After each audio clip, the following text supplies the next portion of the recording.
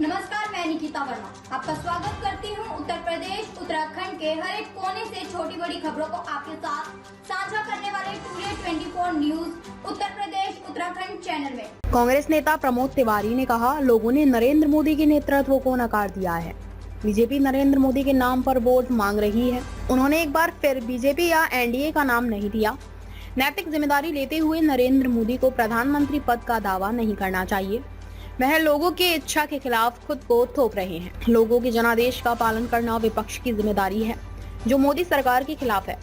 यह मोदी का नुकसान है, एनडीए का नहीं। अगर राज्य इकाइयां केंद्र के लिए वोट पाने में विफल रही हैं, तो इसका मतलब है कि केंद्र विफल रहा है। यह उनका अहंकार था। राम का पुनर्जन्म हुआ है, कोई भी राम को नहीं ला सकता। हाल ही में हुए इस लोकतांत्रिक महाभारत में राहुल गांधी एक नायक के रूप में उभरे हैं। बैठे और उन्होंने चेयरमैन भी इंडिया ब्लॉक का कांग्रेस के राष्ट्रीय अध्यक्ष मल्लिकार्जुन खड़गे को मान लिया, चुन लिया और ये कहा कि हम विपक्ष में बैठेंगे, लेकिन अभी हम विपक्ष में बैठेंगे। एज ऑफ नाउ इस शब्द का इस्तेमाल किया गया। इससे कोई संभावनाएं देखी जा सकती है क्या?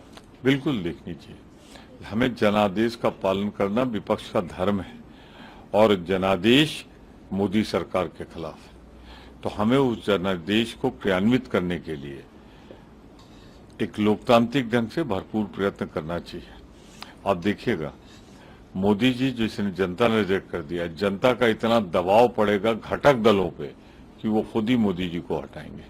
लेकिन सर, चंद्रबाबू नायडू जिनको लेके संजय राउत भी कह रहे हैं, चंद्रबाबू नायडू हो, नीतीश कुमार हो, कि इन्होंने देखा है किस तरीके से सब चीजों का इस्तेमाल किया गया, किस तरीके से लोकतंत्र में व्यवहार किया गया, उनको याद रहेगा। वो खुद कहते थे, तो याद दिला रहे हैं। लेकिन चंद्रबाबू नायडू साफ कह रहे हैं कि हम एनडीए के साथ लड़े तो मतलब कैसे रह सकते हैं। देखिए, जो एनडीए के साथ रहेगा आज की तारीख में वो तो कहेगा कि हम एनडीए के साथ रहेंगे। जब अलग होंगे तो वो कारण बताएंगे कि हम किन कारणों से अलग हुए। मैं दो चीजें स्पष्ट कर दूं। एक तो ये मोदी की हार है, एनडीए की हार नहीं है। और मोदी जी को जो सीटें भाजपा को मिल गई वो एनडीए की वजह से मिली, एनडीए को मोदी जी की वजह से नहीं मिली। आप प्रदेशों का उठा के देख लीजिए। तो मोदी जी जिसे जनता ने रिजेक्ट कर दिया है, अगर उसे अपने सर पे बैठा लेगा एनडीए तो एनडीए डूब जाएगा। देवेंद्र फडणवीस ने महाराष्ट्र में इंडिया ब्लॉक ने अच्छा प्रदर्शन किया। संजय राउत भी कह रहे हैं कि एक शिवसेना उद्धव ठाकरे ग्रुप की गुट की वजह से एक अच्छा मैंडेट मिला।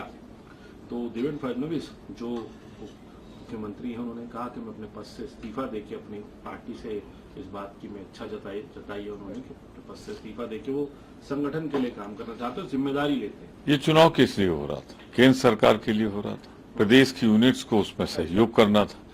तो अगर प्रदेश में वो फेल्योर हुआ है तो फिर तो इसका मतलब केंद्र फेल हुआ है। तो देवेंद्र फडणवीस ने जो इस्तीफा देकर नैतिकता की याद दिलाई है नरेंद्र मोदी जी को।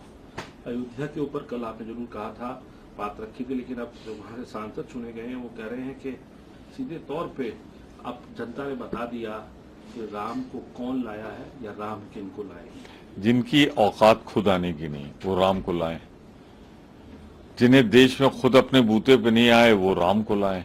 ये अहंकार था। राम अवतरित होते हैं, राम लाए नहीं जाते हैं। राम के अवतार को लाना कह दो, मैं समझता हूं भारतीय जनता पार्टी ने अपमान किया है भगवान राम का। जहां तक सवाल है, जनता ने साफ साफ अयोध्या में जनादेश दे दिया कि राम के व्यापारी हैं भाजपा वाले और इंडिया गठबंधन राम के पुजारी है। ये जनादेश आ गया।